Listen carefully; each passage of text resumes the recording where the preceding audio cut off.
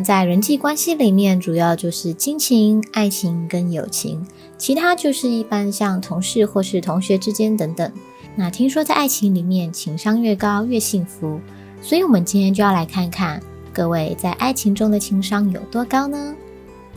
Hello， 大家好，我是 Miki， 欢迎来到塔罗基诊室。这是个关于西洋占卜、宇宙讯息、身心灵的频道。每个星期我都会更新免费的塔罗牌占卜或是星座话题等，有兴趣的朋友们要记得按下订阅，开启小铃铛才不会错过哦。今天我们要使用的是人鱼塔罗牌，基本上只要是测感情的，我都很喜欢用这副牌。那我们就开始吧。首先静下心来，想着我在爱情里的情商有多高呢？然后直觉性的从这以下5张牌中挑选一张牌，男生跟女生都可以测哦。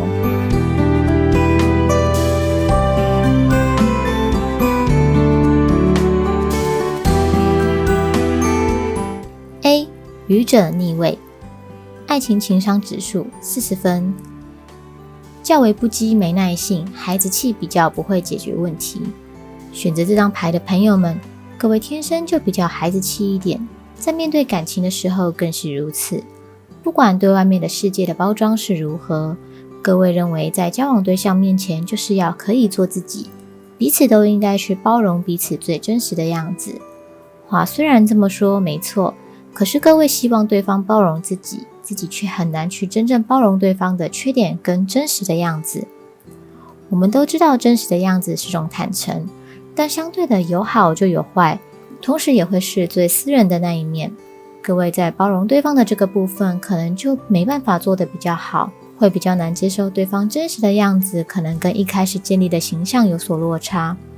你们的想法是比较单纯，某种方面来说也是你们可爱的地方，但各位对解决问题的能力也是比较弱的，遇到问题可能会以逃避的方式来摆着，看看事情会不会自己就被解决了呢？以上说的是比较实际的例子，延伸说起来就是各位比较没办法离开自己的舒适圈，你们既定的印象或是你们原本就习惯的那个样子是很难被打破的，因此双方在情感上如果有这类的问题也是比较无解的哦。如果真的双方有需要做出比较大的调整，各位通常是会逃避或是抗拒的，因为改变一定会带来不安全感，各位更害怕熟悉的状态被打破或是被改变哦。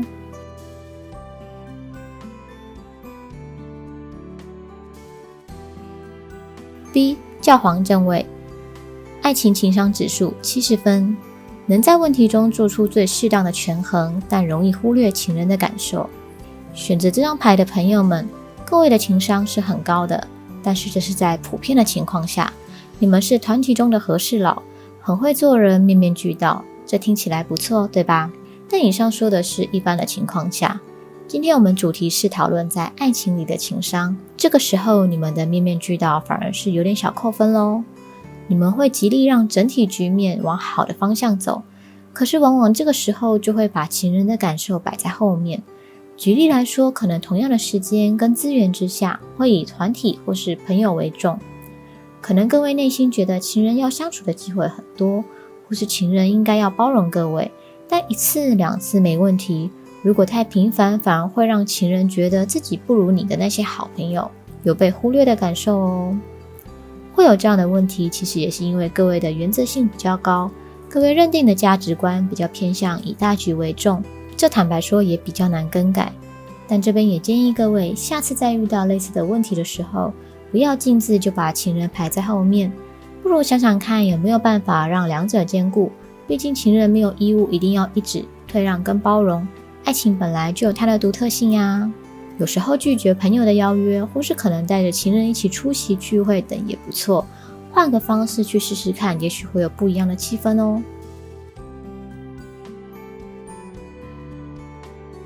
C. 女帝正位，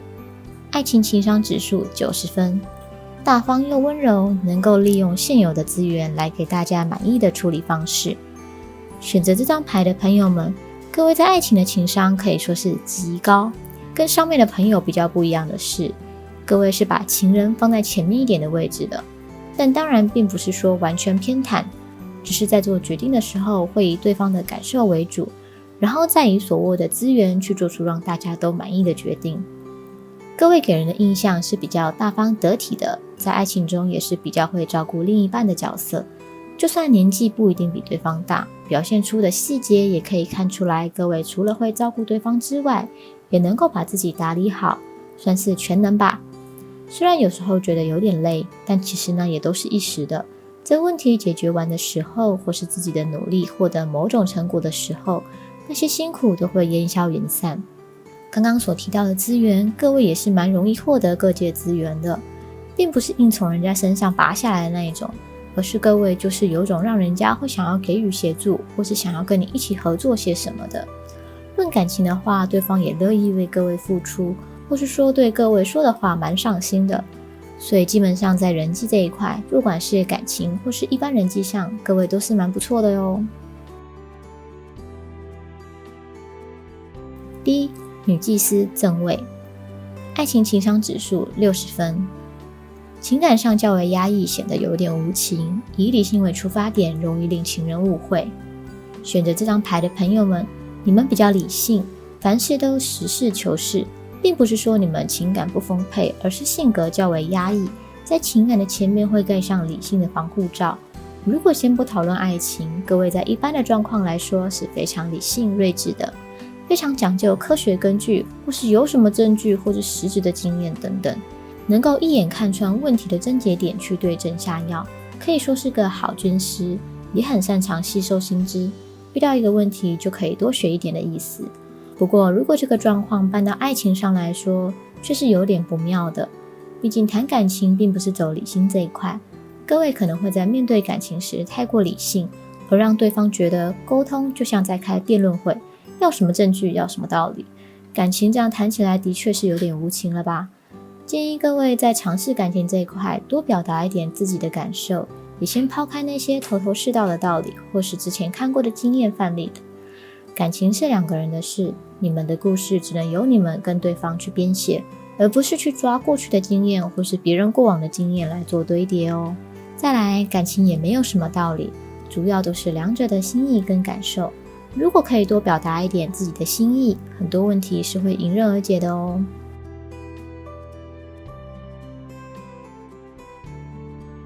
一，恶魔正位，爱情情商指数50分，比较不受社会道德规范约束，比较容易以利己主义为出发点。选择这张牌的朋友们，在爱情的情商中，该说各位是高呢，还是说各位是 PUA 老手呢？你们知道在感情中各状况应该要如何应付，可以让对方心服口服，可以说是经验老道，却少了一点真诚。各位是比较不受社会道德的规范的，骨子里是只要我喜欢有什么不可以，但在对对方的时候，你们总是可以给出一个让对方可以幸福的理由，不管是用什么方式，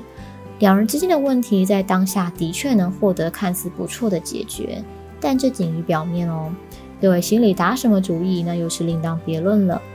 当然也不是说各位都一定是海王，而是各位在与人交际的特色本身就比较容易依照不同的状况去做为对方量身定做的属于他们的那套做法，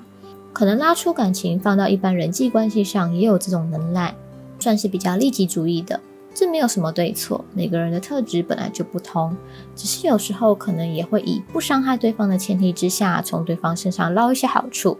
但各位给的回馈也是有的，算是比较利益导向的情商模式哦。